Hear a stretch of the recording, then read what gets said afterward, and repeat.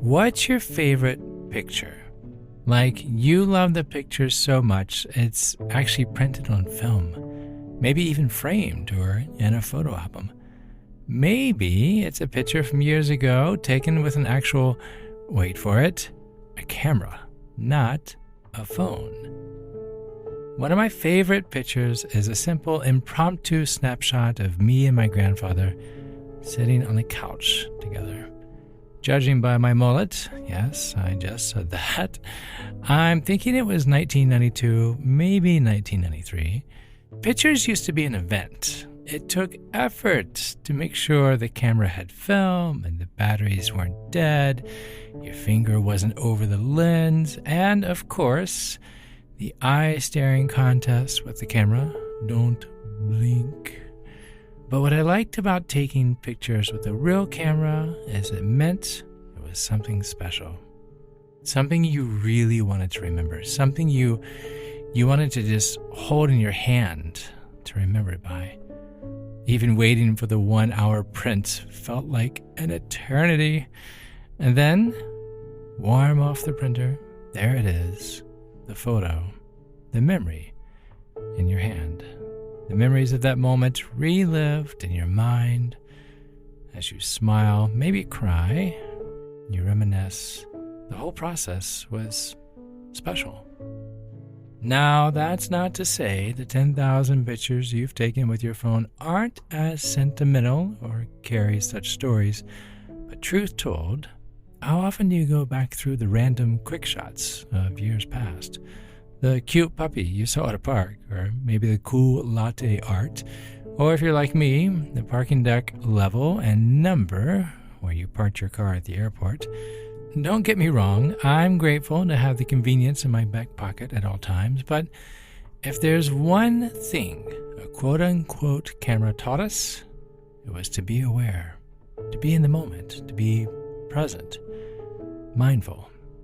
I've never fully understood the phrase living in the moment, or even to some degree, mindfulness, so I decided to spend some time to learn what it meant and how could I make it life applicable. It's fine to know something, but to actually live or walk through that something, it's a whole different perspective.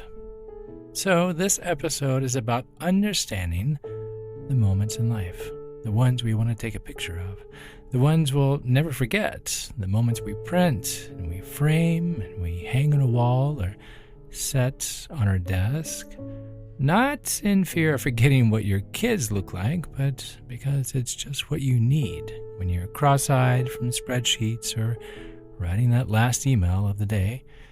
Glancing over and seeing a smile in a frame brings you back to life's treasures, even if only for a moment.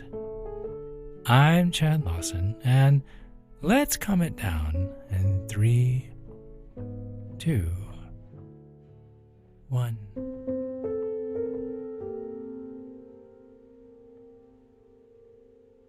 Side note, the irony of this episode is this morning I actually called my mom to simply say hello. You should do the same. Not my mom, yours. Having already written the episode, I found it interesting when I asked, "Hey, what are you up to?" And she replied, "Oh, just going through some old photos." One being a picture of my sitting in my dad's lap when I was around 4 or 5 as he was reading me a book. The picture instantly came to memory with even its worn corners and creases, telling how often it's been pulled from the album over the years. I love that picture. Just like I love the picture of my grandfather and I on the couch, or my wedding day, or holding my kids for the first time. Those moments in time that make you smile just thinking about it. And while this episode sounds like a grand invitation down memory lane, it's actually not. It's about what picture hasn't been taken yet. What memories are waiting for you to capture on camera? Some we can plan, such as a holiday event or a momentous occasion like graduating or getting married, but the impromptu moments, like sitting on my dad's lap as he's reading a book, are the sparks of life you can't write in your calendar. So here's something I want you to think about. Let's go back to your favorite picture that I mentioned in the beginning of this episode. Now, what pictures have you taken after that photograph? Life, I imagine, didn't end with that one picture. There have been many more memories since, even if taken with your iPhone. The marathon you ran, or the souffle you bombed but still tastes great, or the friends you made serving at a food bank. These are all moments to pause, look around, and say, this is worth framing. And if we took the moment to pause and recognize, you would be amazed how these actually happen more than you realize.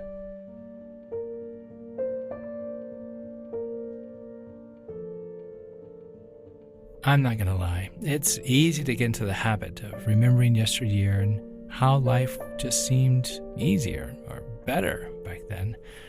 I wish I could go back in time and be in that moment, you say to yourself. And while that's completely valid, as I've had those days many times, don't discount the moment you're in right now. I hope you heard that. Don't discount the moment you are in right now. Those photos on the wall are a timestamp of a special time in your life. Special, very special time in your life. A celebration, a marriage, an accomplishment. But, and this is the difficult part, these photos were those moments. And as much as we want to relive those moments, those memories, they were meant for that season. I would give the world to sit with my grandfather on the couch and ask him all sorts of questions about life that would probably make sense now, but that moment was meant for that time. And no matter how long I sit on that very couch and wait for his return, I know it will never happen, which is what makes these pictures so significant. They tell the story of our life in that freeze frame, that beautiful moment, and it's to be hung as a reminder of how special it was. But those moments are meant to be remembered, not relived. Oof. That one hurts me even when I say it, so I'm going to have to say it again, at least for my own sake. The pictures on the walls are meant to be remembered, not relived. There are new stories awaiting, new inspirations, new hellos, new paths, new day, night, tomorrow. Don't discount the moment you're in right now. The people who want to be with you, the meal shared with the neighbor, the chocolate chip cookies made with the grandkids. You didn't think I would miss the chance to mention cookies now, would you? Don't let yesterday's memories overshadow today's surprises. I'm going to say that again. Don't let yesterday's memories overshadow today's surprises.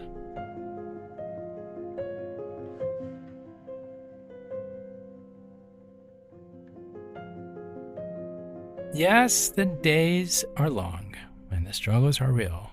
But what we forget about those framed moments hung on the wall, those accomplishments, are the struggles getting to that photo, the setbacks before the beaming smiles, the I don't know if I can do this, turning into the I can't believe I just did that.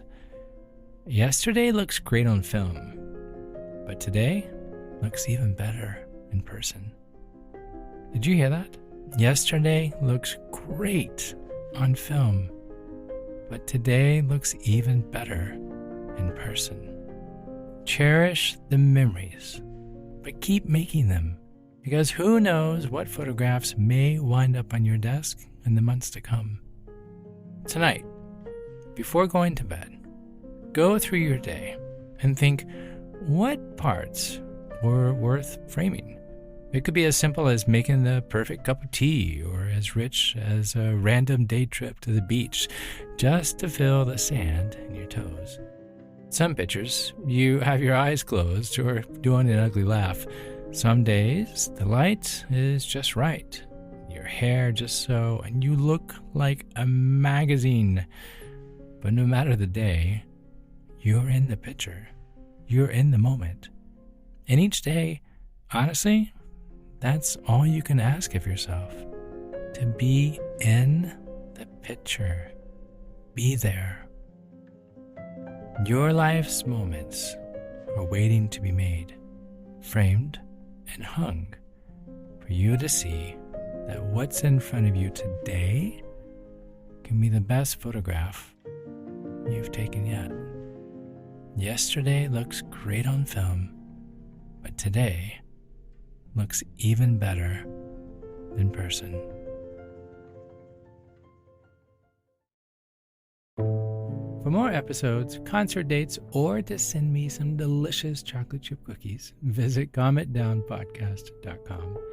This podcast was written and produced by yours truly, Chad Lawson, composer, pianist, and nationally recognized sweet tooth. Now, before we part ways, I want to remind you that the views, expressions, and techniques in this episode are of my personal opinion and not intended to serve as a substitute for medical advice or diagnoses rendered to you by your individual doctor or other healthcare provider. Please seek the advice of a licensed physician or therapist for any medical or emotional concerns.